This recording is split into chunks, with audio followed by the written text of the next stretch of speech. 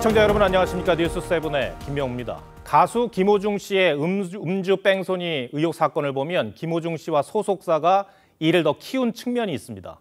하루가 멀다 하고 김 씨와 관련한 의혹 보도가 쏟아져 나오고 있죠. 경찰은 김 씨와 소속사의 행동으로 볼 때 구속 요건이 충족된다는 입장입니다. 이런 상황에서 저희 취재 결과 경찰이 김 씨의 음주운전 여부를 밝히기 위해 당시 김 씨와 함께했던 유명 래퍼와 개그맨을 조사한 것으로 확인됐습니다. 정은하 기자가 단독 취재했습니다. 지난 9일 오후 6시 15분 강남의 한 식당 앞에 검정색 승용차가 정차합니다. 잠시 뒤 운전석에서 김호중 씨가 내리고 유명 래퍼 A 씨가 조수석에서 내립니다. 유명 개그맨 B 씨도 일행과 함께 2시간가량 스크린 골프를 친 뒤 식당에 같이 간 것으로 파악됐습니다. 김호중 씨가 음주운전을 부인하는 가운데 경찰이 함께 있었던 래퍼와 개그맨을 참고인으로 조사한 것으로 확인됐습니다. 김 씨가 사고 17시간 만에야 경찰에 출석해 음주 혐의 없음 판정을 받았기 때문에 두 사람의 증언을 토대로 술 마신 사실을 입증하려는 겁니다. 조사 결과 김 씨 일행은 스크린 골프장과 식당에서 모두 술과 음식을 시켰고 특히 식당에서는 소주 7병과 맥주 3병을 주문했습니다. 경찰은 김 씨가 이 식당에서 술을 마신 걸로 보고 있습니다. 이후 7시 40분쯤 식당에서 나온 김 씨와 래퍼는 대리기사가 운전하는 차를 타고 인근의 유흥주점으로 이동했습니다. 김 씨는 유흥주점에서 3시간가량 머문 뒤 대리기사가 운전한 차를 타고 자택에 귀가했지만 10분 만에 직접 차를 운전하고 나섰다가 사고를 냈습니다. TV조선 정은하입니다. 일이 이렇게 커졌는데도 공연을 이어가는 김호중 씨의 모습이 상식적이지 않다는 지적도 나오고 있습니다. 경찰 수사망은 더욱 좁혀오고 있는 상황이고 김호중 씨 측도 대응을 고심할 수밖에 없는 단계입니다. 저희 취재진이 김 씨 측 변호인과 통화한 결과 내일 공식 입장을 밝히는 것으로 확인됐습니다. 술을 마셨는지 여부에 대해서도 입장이 나올 것으로 보입니다. 계속해서 임서인 기자가 단독 보도합니다. 김호중 씨 팬덤을 상징하는 보라색 옷을 입은 사람들이 콘서트장 앞에 길게 줄을 서 있습니다.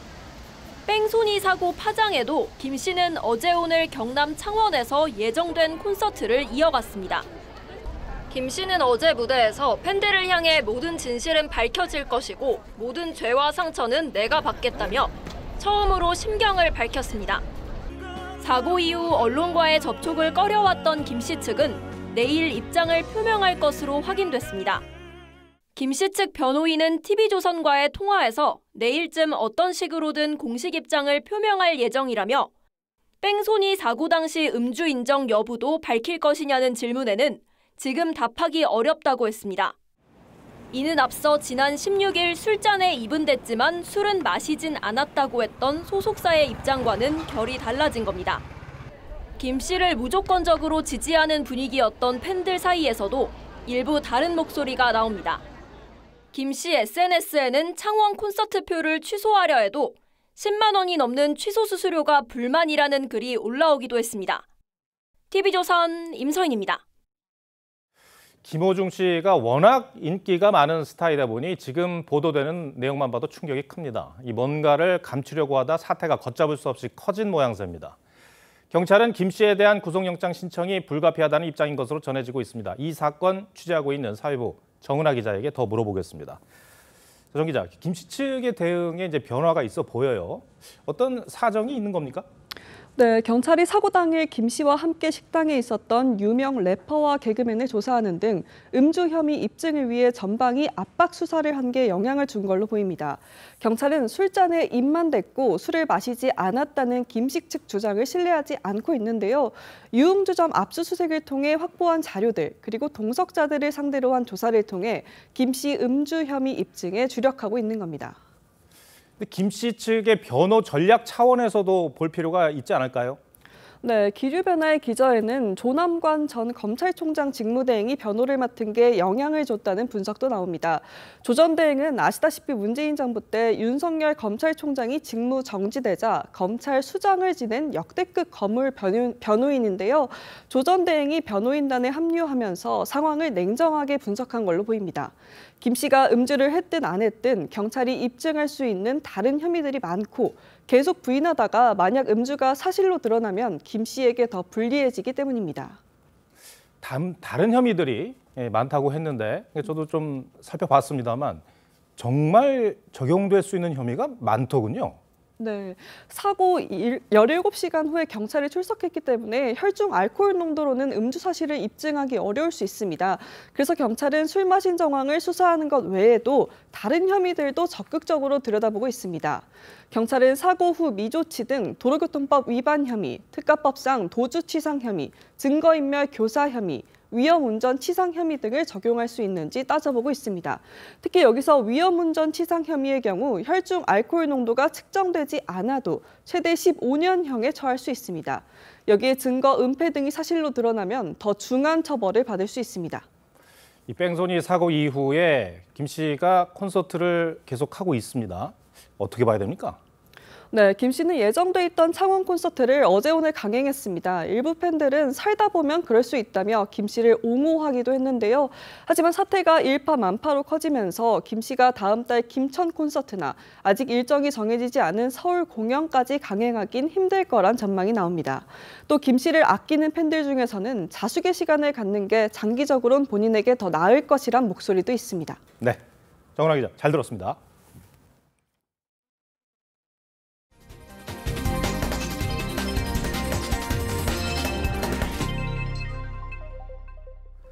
국민의힘 한동훈 전 비대위원장이 어젯밤 한 달 동안의 침묵을 깨고 첫 현안 메시지를 냈습니다. 정부가 안전 인증을 받지 않은 제품의 해외 직구를 금지하겠다고 하자 과도하다며 정면 반박했습니다. 이 전당대회 출마를 사실상 결심한 것 아니냐는 해석도 나왔습니다. 유승민, 나경원 등 다른 당권 주자들도 줄줄이 반대 입장을 밝혔고 야당도 졸속 행정이라고 비판했습니다. 이태희 기자가 보도합니다. 국민의힘 한동훈 전 비상대책위원장이 어젯밤 SNS에 올린 글입니다. 해외 직구 시 국가인증 통합마크, KC 인증을 의무화하는 건 소비자 선택권을 지나치게 제한하는 과도한 규제라며 재고해야 한다고 했습니다. 한 달 전 대통령을 배신했다는 홍준표 대구시장의 비판에 배신하지 말아야 할 대상은 국민뿐이라며 애둘러 반박한 뒤 정책 이슈에 대한 첫 입장 표명입니다. 해외 직구 규제는 주로 3040 세대들이 민감하게 반응하는 이슈인 만큼 국민 목소리에 반응하겠다는 의지를 강조한 것으로 해석됩니다. 국민의힘 전당대회 출마론이 제기되는 상황에서 가능성을 피력한 거란 관측도 나옵니다. 그래서 뭐라든 나라를 걱정하면서 하겠습니다.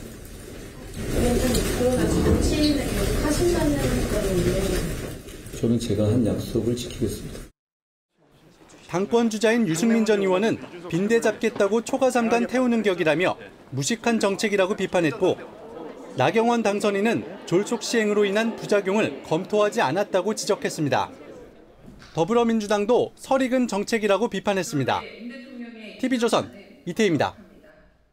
네, 이렇게 정치권까지 나서 정부의 해외 직구 대책을 비판하자 정부가 오늘 추가 브리핑을 열고 진화에 나섰습니다. 사흘 전 발표한 직구 관련 대책을 사실상 철회한 겁니다.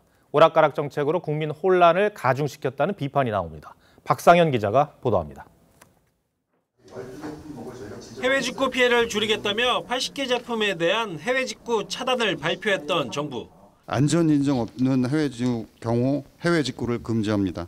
사흘 만에 사실이 아니라고 말을 바꾸며 국민들에게 사과했습니다. 일시에 한꺼번에 사전에 해외 직구를 차단한다. 이거 금지한다. 이거는 현실적으로 가능한 얘기가 아니고요. 안전성 확보를 위해 KC 인증을 의무화하겠다던 말도 바꿨습니다. 의견에 대해서 저희가 반영을 해가지고 앞으로 KC 인증이 유일한 방법은 아니므로 결국 정부가 발표한 정책은 유해성 조사를 확대하겠다는 한 줄만 남게 됐습니다. 오락가락 정책에 소비자들은 황당하다는 입장입니다. 정부에서 기존에 막았다가 시민들의 반발이 너무 심해지자 그런 상업적인 측면에서 이용하는 부분에 한해서는 허용을 주겠다라고 한 것 같은데 당초 알리와 테무 등 중국발 이커머스에 대응하기 위한 정부의 정책 발표가 성급했다는 비판도 나옵니다. 해외 직구 시장의 특수성을 감안해서 다양한 경우의 수를 고려해서 좀 더 섬세한 정책을 만들었으면 어땠을까 하는 아쉬움이 있습니다. 정부의 졸속 정책이 국민 혼란만 가중시켰다는 지적입니다. TV조선 박상현입니다. 친문 적자로 불리는 김경수 전 경남지사가 노무현 전 대통령 추도식 참석을 위해 잠시 귀국했습니다. 정치 상황과 친문 역할론을 묻는 질문에는 언급하는 게 적절치 않다면서 거리를 뒀습니다.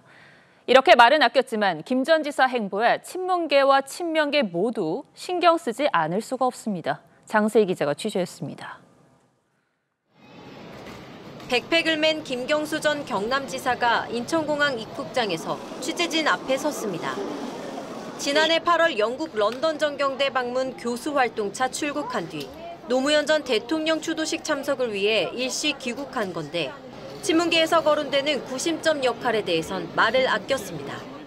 현실 정치에 대해서 일일이 제가 언급하는 것은 적절치 않다고 생각을 합니다. 자신의 복권 관련 질문엔 23초간 침묵한 뒤 송구하다고 했습니다. 국민들께 걱정과 심려를 끼쳐드렸던 사람으로서는 대단히 송구하다는 말씀을 더 열심히 보고 듣고 배우고 노력해야 하는 것이 지금의 제 처지가 아닌가 싶습니다. 김 전 지사는 문재인 전 대통령을 예방할 계획이지만 이재명 대표와의 만남을 묻는 질문엔 다른 일정은 아직 정해진 바 없다고 했습니다. 드루킹 댓글 조작 사건으로 징역 2년을 선고받은 김 전 지사는 2022년 12월 특별 사면됐지만 피선거권은 28년까지 제한돼 차기 대선 출마가 불가능합니다. 친문계 한 의원은 복권이 되면 정치적으로 상당히 자유로울 것이라며 기대감을 내비쳤지만 역할을 해야 될 때가 되면은 해야 된다고 늘 생각하고요. 저는 여전히 사면 복권 필요하다고 생각하는 사람이고요. 친명계에선 역할론 요구가 커질 수 있다며 경계심을 드러냈습니다. 김 전 지사는 다음 달 다시 출국한 뒤 연말쯤 최종 귀국할 예정입니다. TV조선 장세희입니다. 22대 총선에서 3명의 당선자를 낸 개혁신당이 새 당대표로 허은하 후보를 선출했습니다. 허 신임 대표는 젊은 대통령을 만드는 정당이 되겠다고 했습니다. 또 오늘 전당대회에는 홍철호 정무수석이 참석했습니다. 박지호 기자입니다. 이준석 대표의 뒤를 이어 개혁신당의 새 당대표에 선출된 허은하 후보는 대통령을 만드는 정당이 되겠다고 포부를 밝혔습니다. 2027년 대통령 선거에는 개혁신당의 젊은 대통령을 탄생시키겠습니다. 항공사 승무원과 이미지 컨설팅 전문가 출신인 허 신임 대표는 21대 국회 국민의힘 전신인 자유한국당 비례대표로 정계에 입문했고 지난 1월 개혁신당에 합류하면서 국민의힘을 탈당했습니다. 이준석 전 대표의 측근 그룹인 천하용인 일원으로 불렸습니다. 천하용인 중 한 명인 이기인 전 최고위원도 지도부에 합류했습니다. 국회 의원회관에서 열린 전당대회엔 대통령실에서 홍철호 정무수석이 참석했습니다. 개혁신당 같은 이런 혁신적인 분들과 함께 더 많은 시간을 할애해서 소통하겠다는 말씀. 이준석 전 대표는 대통령이 협치 의지를 보인 것의 일환으로 생각한다며 사의를 밝혔습니다. TV조선 박지호입니다. 윤석열 대통령 부부가 동반 외부 일정에 나섰습니다. 169일 만입니다. 고려시대 사리가 100년 만에 본래 자리인 양주 회암사에 돌아온 걸 축하하는 행사였는데 불교계에서 김건희 여사의 참석을 부탁했다고 합니다.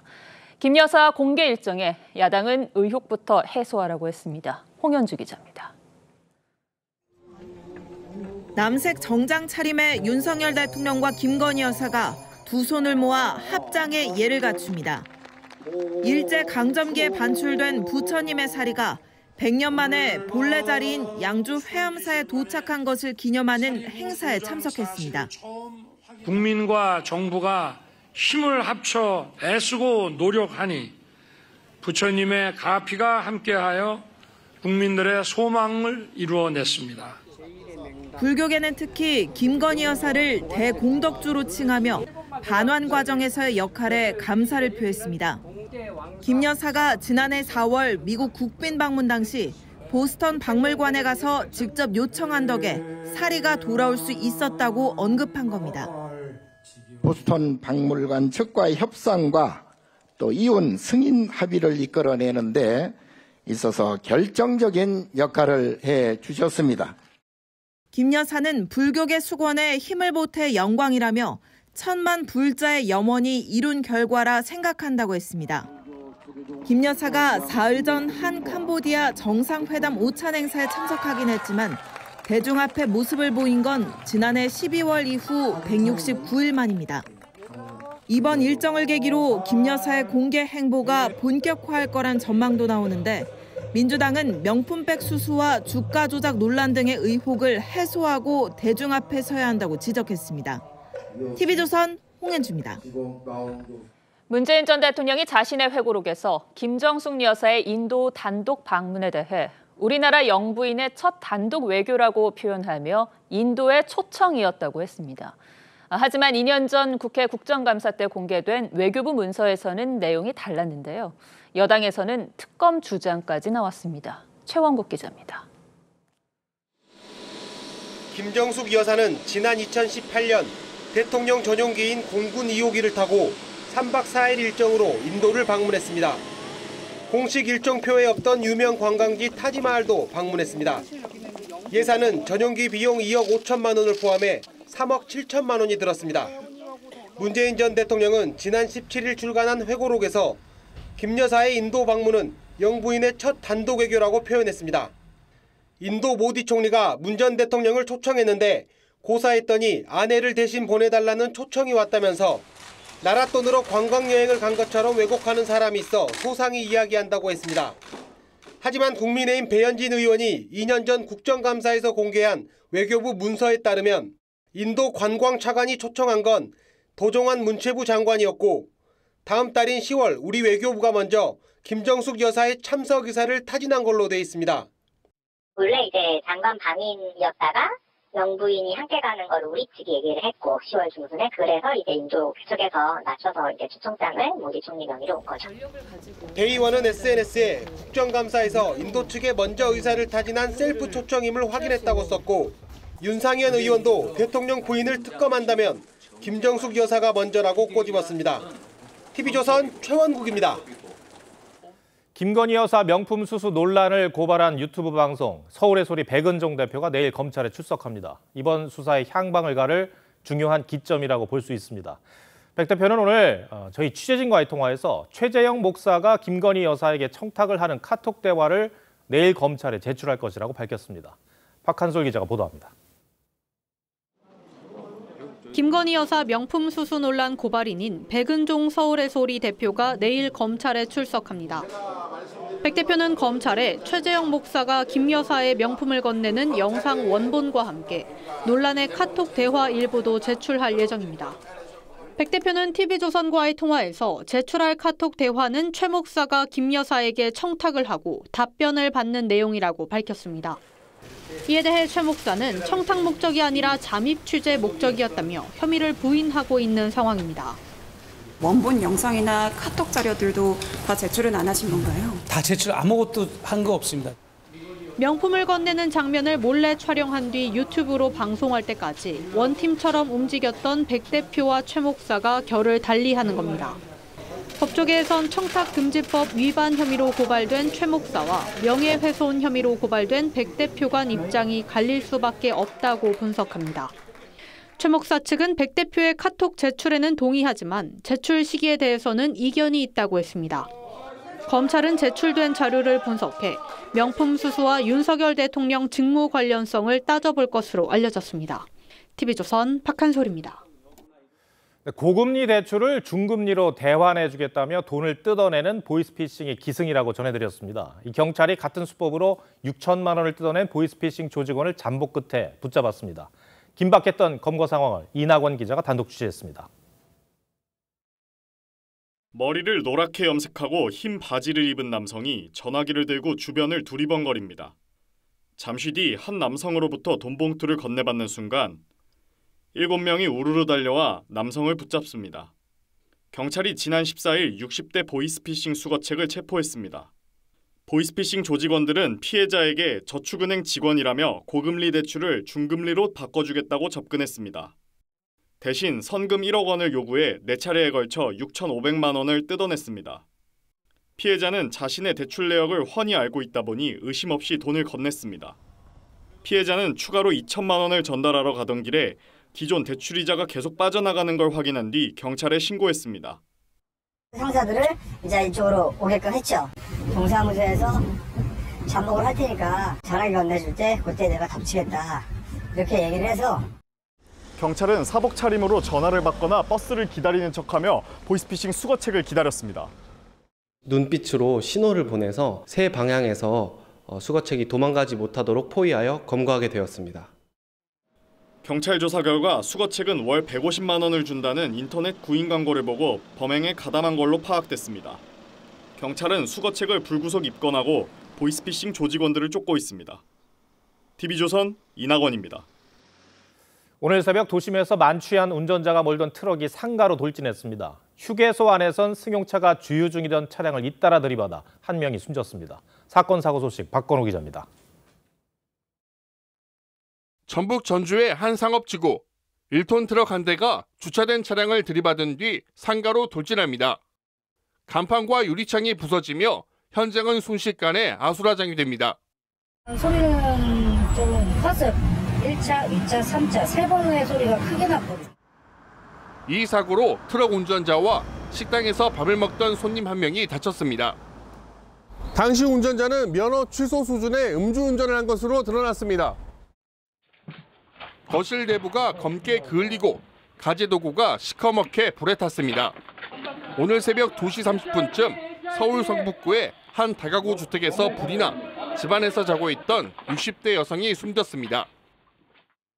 앞서 어제 저녁 영동고속도로 횡성휴게소에서는 승용차가 주유 중인 차량 세대를 잇따라 들이받았습니다. 이 사고로 승용차 조수석에 타고 있던 60대 여성 한 명이 숨지고 4명이 다쳤습니다. 또 전주에서는 24인승 미니버스와 승용차가 정면 충돌해 운전자가 크게 다쳤고 버스에 타고 있던 대학생 10명도 병원에서 치료를 받았습니다. 이들은 탁구 동호회 회원들로 대회에 다녀오던 길이었습니다. TV조선 박건우입니다. 내일이면 전공의들이 병원을 떠난 지 석 달이 됩니다. 정부는 전과는 달라진 강한 어조로 복귀를 촉구했습니다. 면허 정지를 언급하면서 이제는 복귀를 결정할 시점이라고 전공의들에게 사실상 최후 통첩을 보냈습니다. 신경희 기자입니다. 전공의 이탈이 내일로 3개월이 되면서 대통령실이 복귀를 촉구하는 긴급 브리핑을 열었습니다. 유연한 처리 기조 때와는 달라진 내용입니다. 각자의 판단과 결정에 따라 복귀 여부를 결정할 시점입니다. 개개인의 앞날에 중차대한 영향을 미칠 결정에 집단적 압력을 가하거나 이를 조직적으로 방해하는 일이 있어서는 안 될 것입니다. 의대생들에게도 불이익을 거론하며 복귀를 촉구했습니다. 조기에 복귀하는 학생들부터 불이익이 최소화될 수 있도록 정부와 대학이 고민할 것입니다. 의대생 여러분도 각자의 결정에 따라 속히 학교로 돌아와 주시기 바랍니다. 그동안 말을 아꼈던 면허 정지도 언급했습니다. 대통령실 관계자는 전공의 행정처분은 전공의 행동 변화 여부에 달려 있다고 했습니다. 복귀 여부 등에 따라 집행이 유예될 가능성을 열어둔 겁니다.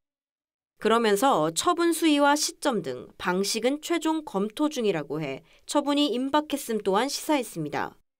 소모적인 소송전과 여론전 중단도 촉구했지만 의료계 내부 강경 목소리는 이어지고 있습니다. 의료계 소송대리 변호인은 전공의들을 원색 비난하며 정신 차리고 투쟁하라고 소송 참여를 압박했습니다.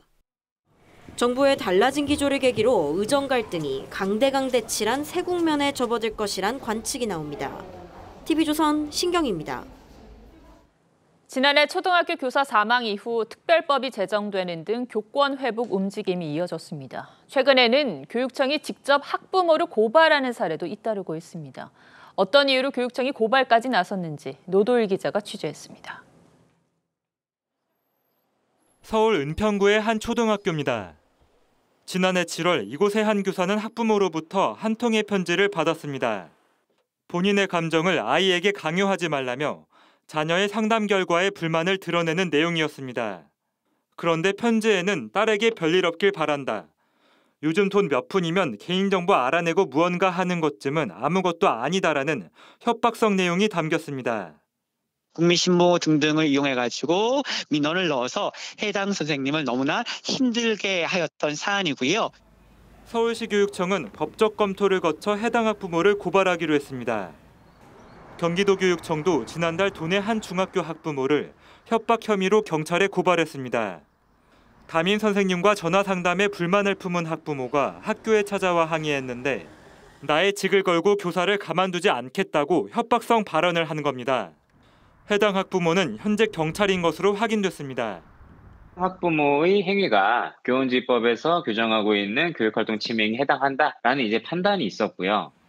강원과 전북에서도 올해 학부모 고발이 잇따르는 가운데 서울시 교육청은 이달 안으로 교권을 침해한 학부모 7명을 추가 고발할 방침입니다. TV조선 노도일입니다.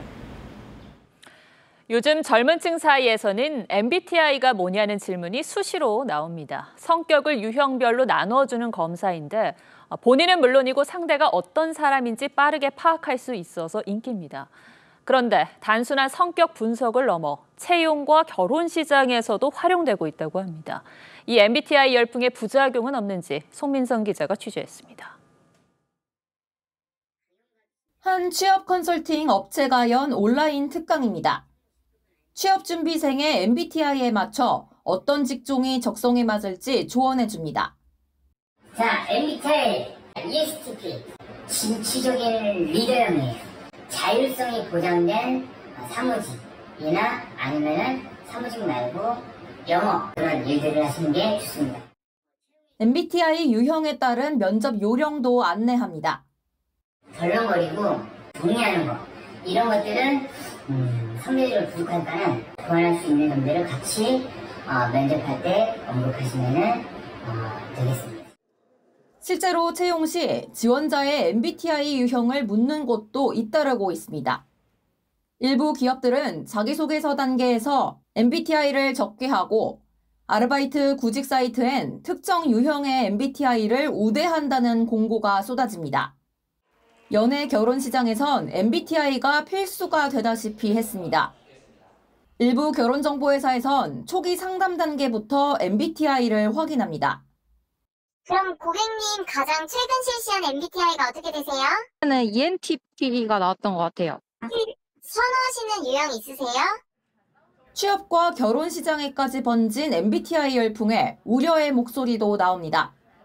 왜냐하면 세상이 16가지 유형으로 나눌 수 있다고 하는 것 자체가 첫째 어불성설이고 전형화된 형태로 내가 인식되는 것이 더 편한 거예요. MBTI 결과는 검사나 상황에 따라 얼마든지 달라질 수 있다는 점도 전문가들의 공통된 지적입니다. TV조선 송미선입니다. 한국 라면이 역대 처음으로 월 수출액 1억 달러를 돌파했습니다. 수출 호조를 이끈 건 매운 볶음면인데요. 해외 젊은 층 사이에서는 볶음면 먹는 영상을 올리는 일명 챌린지가 유행처럼 번지고 있습니다. 송무빈 기자입니다. 생일 선물을 열어보는 아이. 제일 좋아하는 한국의 인스턴트 볶음면이 나오자 너무 기쁜 나머지 울음을 터뜨립니다. 한국의 라면 수출액이 사상 처음으로 월 1억 달러, 우리 돈 1,470억 원을 넘어섰습니다. 약 2년 만에 최대폭 성장이자 작년 같은 달보다 50% 가까이 는 수치입니다. 이대로라면 올해는 11억 달러도 가뿐히 넘고 10년 연속 역대급 실적에 닿을 걸로 보입니다. 특히 볶음면은 효자 수출품이 돼서 국내 마트에도 외국인 소비자 발길이 끊이지 않습니다. It's the different combination of spicy and with the additional flavors, I think. Definitely, Yeah. but doesn't the spice give you a hard time too? Well, that's what I like. I like hard times. Right. It just tastes really good. Throw an egg in there. Egg usually helps it out. 눈물을 쏙 빼는 매운맛은 볶음면을 먹어치우는 챌린지 유행까지 확산시켰습니다. Oh my gosh. I did not think it was going to be this hot. 폭발적인 인기에 다양한 볶음면을 잇따라 내놓은 삼양식품은 올해 1분기 매출이 57%, 영업이익은 무려 235%가 뛰었습니다. 주식시장에서도 삼양의 시가총액이 처음으로 3조 원을 돌파하면서 이른바 라면 대장주인 농심을 제치고 상장일에 최고가를 썼습니다.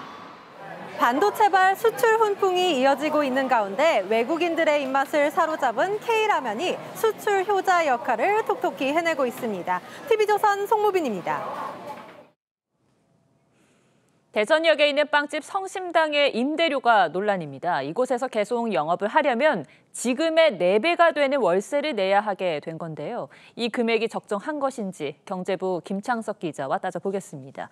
자, 김 기자, 이 논란의 중심에선 성심당은 이 대전의 명물로 불리는 유명 빵집 아닙니까? 네, 성심당은 1956년 대전역 앞 찐빵집에서 시작해 68년간 대전에서만 영업을 고수하고 있는데요. 매장이 4곳뿐이지만 파리바게뜨나 뚜레쥬르 같은 대기업의 영업이익을 훌쩍 뛰어넘을 정도로 인기입니다.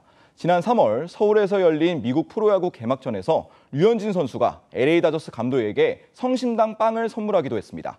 네, 이렇게 유명한 빵집, 갑자기 왜 월세 논란이 불거진 겁니까? 네, 성심당 대전역점은 2016년 코레일과 임대차 계약을 통해 지금 자리에서 영업을 하고 있는데요. 당시에는 월세가 2천만 원 수준이었는데 지금은 매달 1억 원 정도를 내고 있습니다.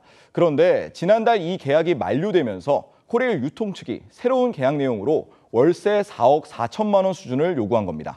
코레일 측이 그냥 월세를 올리진 않았을 테고 이 월세를 4배나 올린 근거가 있지 않겠습니까? 네, 내부 규정 때문입니다.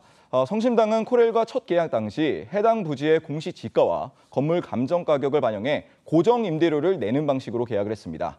그런데 2021년 감사원으로부터 특혜 지적을 받아 코레일 유통과 다시 계약을 했습니다. 당시 코레일 유통은 매출액에 일정 비율을 곱해 임대료를 측정했는데 코레일과 계약 기간이 남았던 성심당은 코레일 유통의 내부 규정보다 현격히 낮은 비율을 적용받았습니다. 그러다 지난달 남은 계약이 끝나면서 앞으로는 원칙대로 규정을 적용받게 됐는데요. 성심당의 월 평균 매출액이 26억 원 정도니 여기에 최소 비율인 17%를 적용하면 4억 4천만 원이 나오게 됩니다. 매출이 높다 보니 비율로 따지는 월세 비용도 어마하군요. 그런데 규정이 이렇다면 어쩔 수 없는 상황 아닙니까? 네, 그렇습니다. 실제로 성심당보다 월세가 더 높은 곳도 있는데요. 코레일 유통과 계약한 곳 중 매출 1위 식품 매장은 매출액의 33%를 월세로 내고 있습니다. 다만 일부에선 1년에 52억 원이면 대전역 앞 건물을 사는 게 더 낫다. 네. 성심당이니 저 정도 매출이 나오지 다른 업체면 불가능하다는 의견도 나옵니다. 실제로 대전역점 부지 입찰은 적당한 업체가 나타나지 않아 3차례나 유찰됐습니다. 성심당 입장에서는 계속 이곳에서 영업을 해야 할지 고민이 될 수밖에 없을 텐데요. 이렇게 매출이 큰 매장일수록 이런 상황에 계속 직면하게 되겠네요. 네, 그렇습니다. 실제로 지난 2017년 삼진어묵도 그런 케이스입니다. 당시 부산역에 입점했는데 월세가 너무 높아서 나간 뒤에 부산역 맞은편에 매장을 냈습니다. 현재 성심당 대전역 지점도 가게를 옮기는 방안을 고려하는 것으로 알려졌습니다. 그렇군요. 이 성심당 본점까지 갈 시간이 없을 때는 이 대전역에서 손쉽게 사는 분들이 많은데 만약에 철수한다면 언제쯤이 될까요? 네, 오는 10월입니다. 코레일 유통 규정에 따르면 낙찰 업체가 없으면 최대 6개월까지 계약을 연장할 수 있다고 되어 있는데요. 이에 따라 성심당과의 계약 기한을 임시 연장한 상태입니다. 전문가들은 이번 기회에 임대료 공론화에 나서야 한다고 조언합니다. 성심당 때문에 대전역에 이렇게 하차를 해서 이렇게 빵을 구매하는 걸로 이렇게 알고 있습니다. 이렇게 공론화시켜서 액수를 한정하는 것은 매우 바람직하다 이렇게 생각이 됩니다. 네, 이 고액 수수료로 지역 기업이 연이어 철수를 한다면 규정 자체를 다시 들여다볼 필요도 있어 보입니다. 네, 김 기자 잘 들었습니다.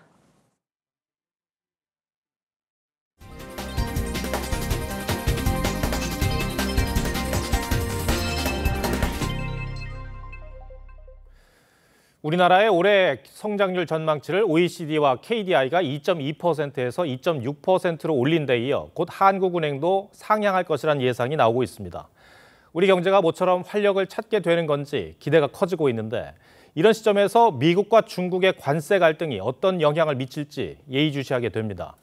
오는 11월 미국 대선에서 대중국 관세가 쟁점으로 떠오르고 있습니다. 바이든과 트럼프 모두 경쟁하듯 새로운 조치를 발표하면서 미중 갈등이 더 깊어질 조짐마저 보입니다.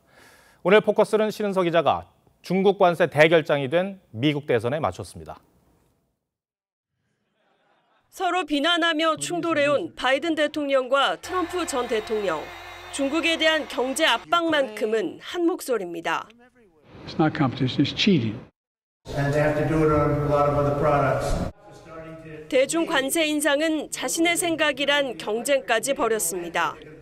대선 승리에 필수적인 경합주 노동자들의 표심을 얻기 위해서란 분석입니다. 바이든 정부는 인터넷으로 편의성을 높인 커넥티드 차에 대해 수입 금지까지 언급했고 중국 틱톡에 미국 내 사업권을 팔라고 명령한 뒤 중국 정부가 받아들여야 한다고 했습니다. As it relates to China, they should allow it, right? They should allow it to be sold. 트럼프 측도 질세라 대중 압박 범위를 넓히고 있습니다. They're coming in from China, and they're all military age, and they mostly are men. Are they trying to build a little army in our country? 공화당에선 중국산 드론에 새 관세를 부과하는 법안을 발의했고 트럼프의 입 사라 샌더스 전 대변인은 주지사 당선 직후 중국인의 토지 소유를 금지했습니다. They are cunning, they are brutal, and they will stop at nothing to harm America and our allies. 하지만 미국 내에선 소비자들만 피해를 볼 거라는 우려도 적지 않습니다. 우리나라로서도 민감할 수밖에 없습니다. 우리 기업들한테 단기적으로는 유리할 것 같고 다만 수출 경기가 위축될 수는 있는데 그런 거를 좀 장기적인 관점에서 바라봐야 될 부분. 수출 개선세로 경기 회복 기대감이 높아지는 때 유탄을 맞지 않을지 정부와 업계는 예의주시하고 있습니다. 뉴스7 포커스였습니다.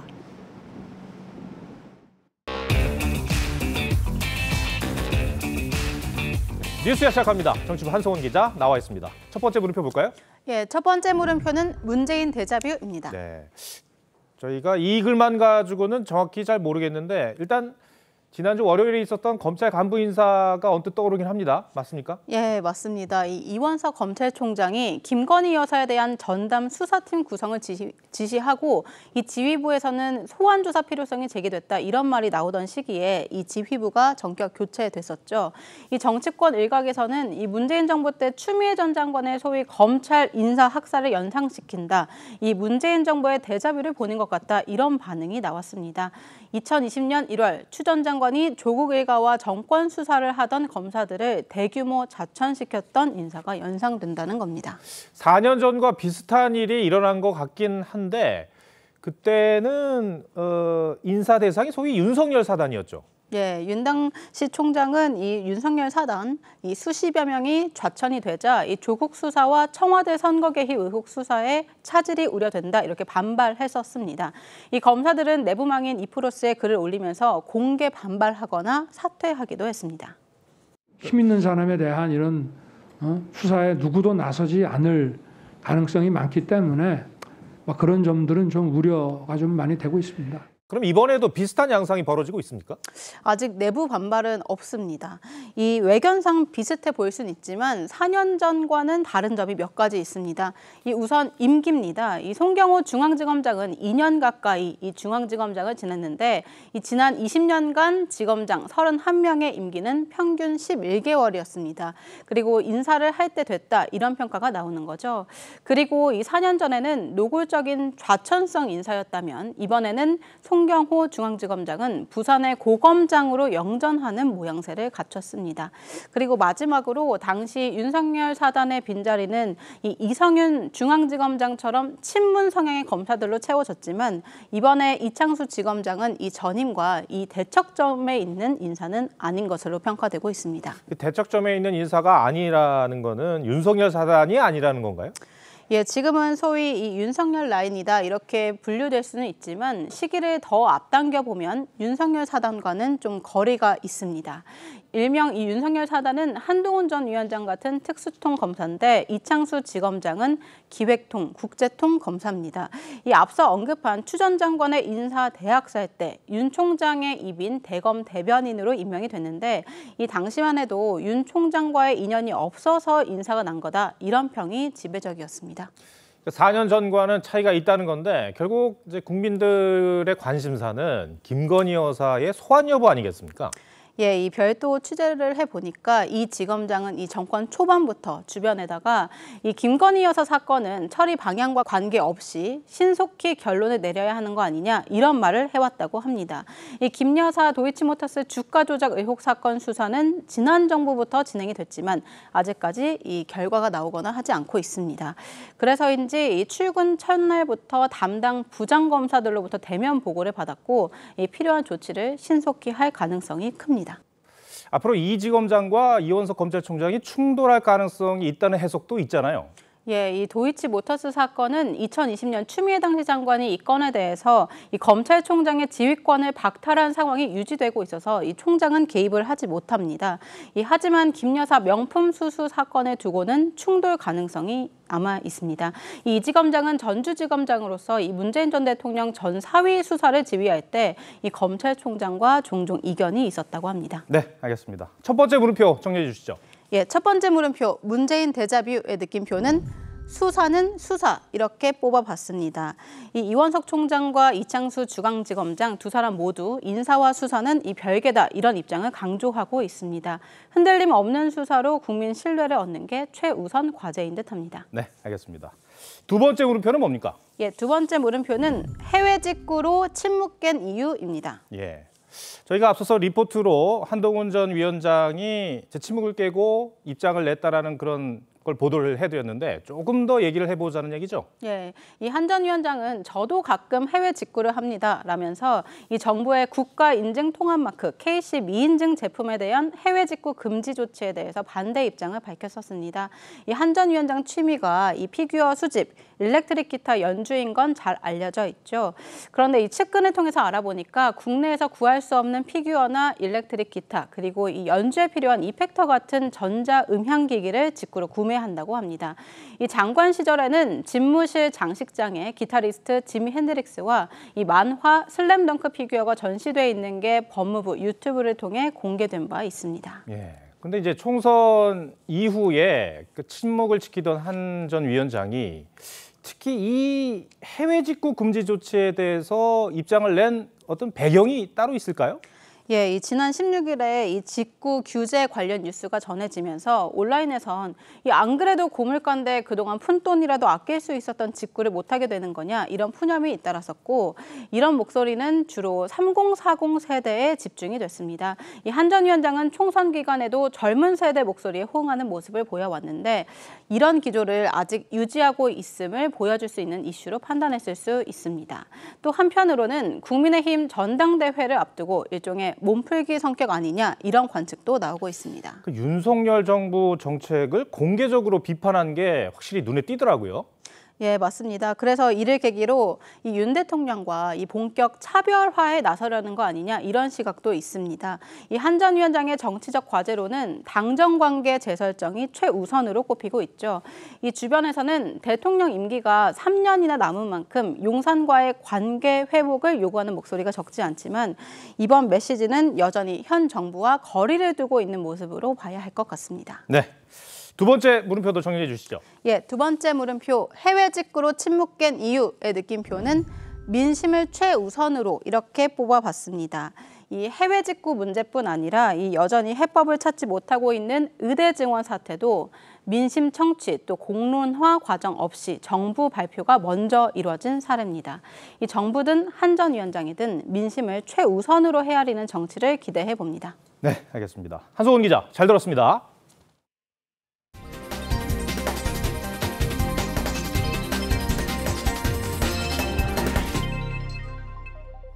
네, 최경주 선수가 54번째 생일을 맞은 오늘 KPJ 역대 최고령 우승 기록을 세웠습니다. 2차 연장까지 가면서 우승 과정도 극적이었습니다. 구민선 기자입니다. 최경주는 2위 그룹의 5타를 앞선 채 최종 라운드를 시작했습니다. 하지만 마지막 라운드는 좋지 않았습니다. 후반 체력이 떨어지고 급기야 허리 통증까지 겹쳐 마지막 홀을 보기로 끝내는 등 오늘 4라운드에서 3오버파를 기록했습니다. 결국 오늘만 4타를 줄인 박상현과 연장전에 들어갔습니다. 연장전이 벌어진 18번 홀은 448m짜리 긴 파4입니다. 연장 1차전, 박상현에 비해 티샷 거리가 41m나 모자랐던 최경주. 두 번째 샷을 그린에 올리지 못하고 해저드 가운데 지역에 떨어지는 큰 위기를 맞았습니다. 하지만 끝날 때까지는 끝난 게 아니었습니다. 세컨샷 치자마자 이건 물에 들어갔다. 근데 갤러리 반응이 뭔가 살아있는 그런 액션이 나와서 홀 가까이 붙여 파, 2차 연장으로 승부를 넘겼습니다. 2차 연장에서는 박상현의 실수가 나왔습니다. 최경주가 마지막 1m 파 퍼트를 성공시키며 우승 트로피를 들어올렸습니다. 1970년 5월 19일 생인 최경주는 54세 생일에 최상호의 50세 기록을 경신하고 KPGA 역대 최고령 우승 기록을 새로 썼습니다. KPGA 통산 기록은 17승, 11년 7개월 만에 우승입니다. PGA 투어 8승, 유러피언 투어 1승 등 선수 생활 전체로는 통산 30번째 우승의 감격을 만끽했습니다. TV조선 구민성입니다.